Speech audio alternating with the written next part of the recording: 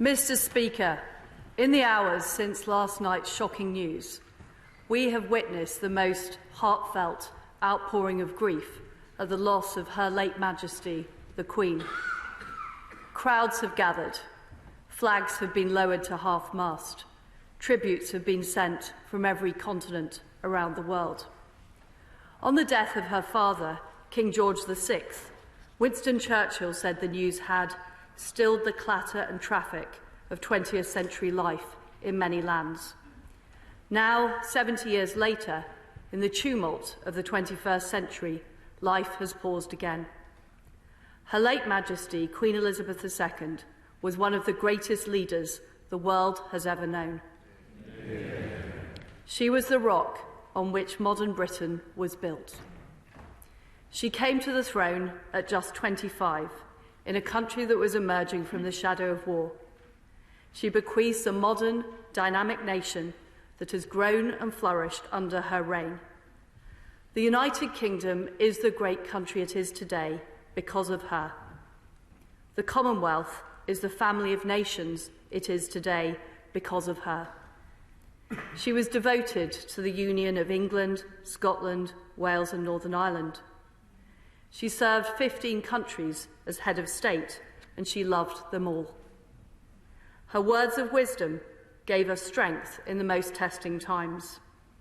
During the darkest moments of the pandemic, she gave us hope that we would meet again. She knew this generation of Britons would be as strong as any. And as we meet today, we remember the pledge she made on her 21st birthday to dedicate her life to service. The whole House will agree. Never has a promise been so completely fulfilled. Yeah. Her devotion to duty remains an example to us all. She carried out thousands of engagements. She took a red box every day. She gave her assent to countless pieces of legislation and was at the heart of our national life for 7 decades. As Supreme Governor of the Church of England, she drew on her deep faith. She was the nation's greatest diplomat. Her visits to post-apartheid South Africa and to the Republic of Ireland showed a unique ability to transcend difference and heal division. In total, she visited well over 100 countries. She met more people than any other monarch in our history. She gave counsel to prime ministers and ministers across government. I have personally greatly valued her wise advice. Only last October, I witnessed firsthand how she charmed the world's leading investors at Windsor Castle. She was always so proud of Britain and always embodied the spirit of our great country. She remained determined to carry out her duties, even at the age of 96. It was just 3 days ago at Balmoral that she invited me to form a government and become her 15th Prime Minister. Again, she generously shared with me her deep experience of government, even in those last days. Everyone who met her will remember the moment. They will speak of it for the rest of their lives. Even those who never met her, Her late Majesty's image is an icon for what Britain stands for as a nation, on our coins, on our stamps, and in portraits around the world. Her legacy will endure through the countless people she met, the global history she witnessed, and the lives that she touched. She was loved and admired by people across the United Kingdom and across the world. One of the reasons for that affection was her sheer humanity. She reinvented monarchy for the modern age. She was a champion of freedom and democracy around the world. She was dignified but not distant. She was willing to have fun, whether on a mission with 007 or having tea with Paddington Bear. She brought the monarchy into people's lives and into people's homes.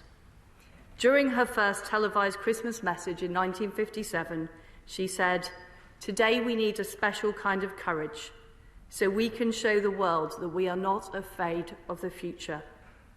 We need that courage now." In an instant yesterday, our lives changed forever. Today, we show the world that we do not fear what lies ahead. We send our deepest sympathy to all members of the royal family. We pay tribute to our late Queen, and we offer loyal service to our new King. Amen. His Majesty, King Charles III, bears an awesome responsibility that he now carries for all of us. I was grateful to speak to His Majesty last night and offer my condolences. Even as he mourns, his sense of duty and service is clear. He has already made a profound contribution through his work on conservation, education, and his tireless diplomacy. We owe him our loyalty and devotion. The British people, the Commonwealth, and all of us in this House will support him as he takes our country forward to a new era of hope and progress, our new Carolean age. The crown endures, our nation endures, and in that spirit, I say, God save the King.